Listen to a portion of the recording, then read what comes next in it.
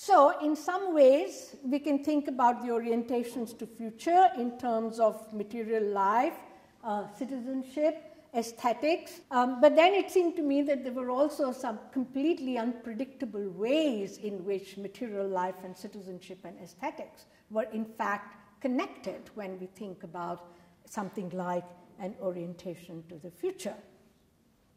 So I asked very simple questions.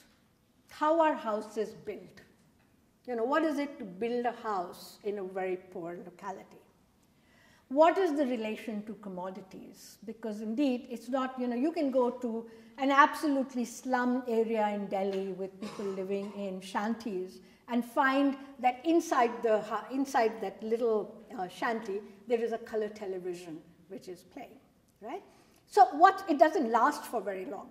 So it's not like people can actually say, oh yes, now I possess this. But it passes through their lives in very interesting ways. So what's their relation to commodities? What documents express paths towards citizenship? That is, in every house that you go, you find people producing documents all the time. If they think you are a government servant or somebody come to do a survey, one of the first things they will do is, look, I'll show you my ration card.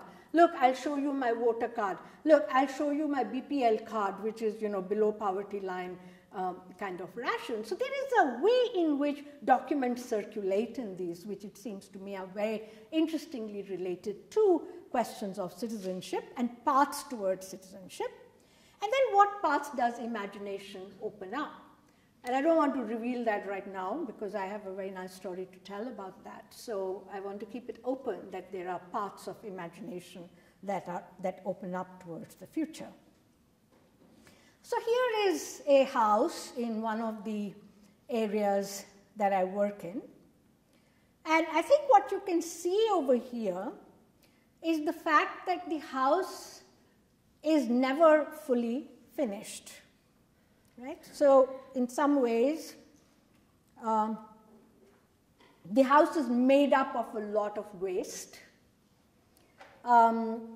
Each component, so that there is first this entire question of how materials are strategically collected from discarded waste. And this, I think, is very important to remember, that nobody in the slum areas ever thinks that he's going to make a finished house.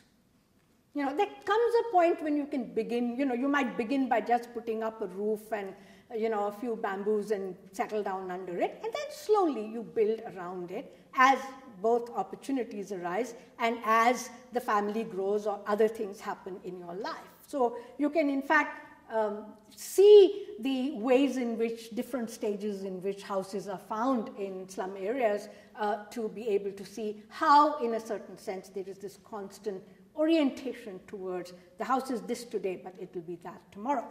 So in this particular case, you looked at that and you saw that there were brick walls. Well, it was very interesting. How did these brick walls come to be? Before that, this did not have pakka walls. It had mud walls, or it had tin walls or something of that kind. And then in 2003, the place where this is located, it is a place called Noida, which is on the Delhi-UP border, but part of the larger Delhi conglomerate. The UP government, because there had been several accidents outside, the UP government decided that they would, instead of the brick roads outside, they were going to make cemented roads. So contractors were called in and all the bricks were removed and they were piled up on the site. And the next day, the bricks were going to be auctioned so that the government could sell them. But anyone with any acquaintance in these areas would know that overnight in those areas, people really went, picked up the bricks, and brick walls actually came up, right? So the brick walls, in a certain sense, are part of that particular orientation in which you're constantly watching for what might be available. There is tarpaulin and old rags which make up the roof.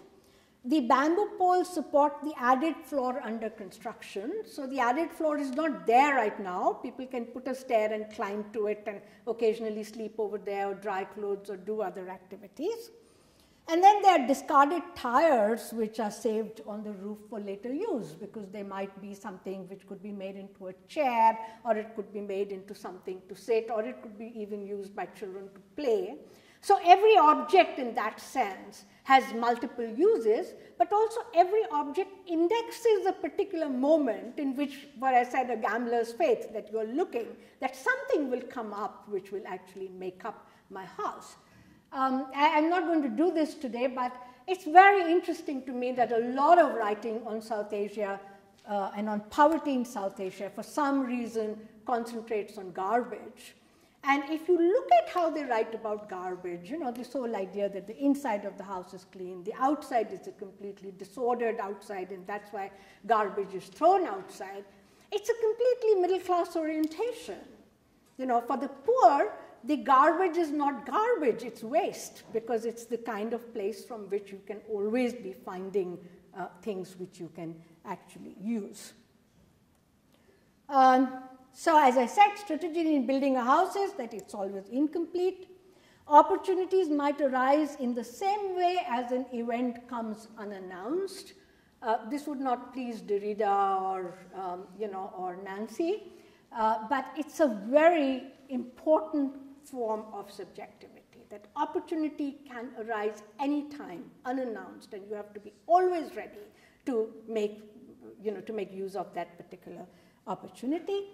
And the ability to act, as I said, shows the readiness towards opportunity that might arise.